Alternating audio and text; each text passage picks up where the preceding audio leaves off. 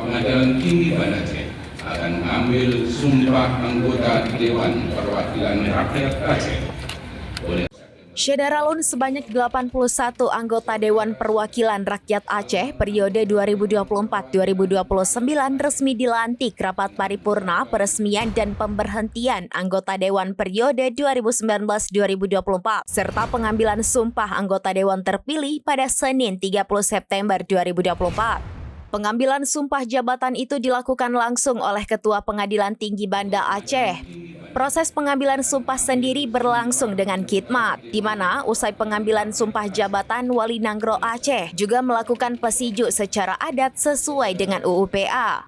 Dalam proses pengambilan sumpah jabatan anggota DPRA periode 2024-2029 itu juga turut hadir PJ Gubernur Aceh Safrizal dan sejumlah tamu undangan lainnya. Ratusan masyarakat pendukung dari masing-masing anggota Dewan terpilih juga tampak memadati kantor DPR Aceh. Dalam pengambilan sumpah jabatan itu, Zulfadli dari Partai Aceh ditunjuk sebagai Ketua Sementara dan Saifuddin Muhammad dari Partai Nasdem Wakil Ketua Sementara.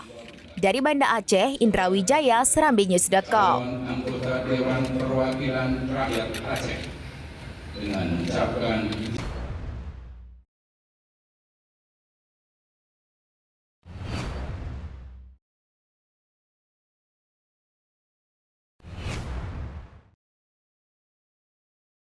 Ketua Pengadilan Tinggi Banda Aceh akan mengambil sumpah anggota Dewan Perwakilan Rakyat Aceh oleh September 2024. Saudara-saudari, calon anggota Dewan Perwakilan Rakyat Aceh dengan mengucapkan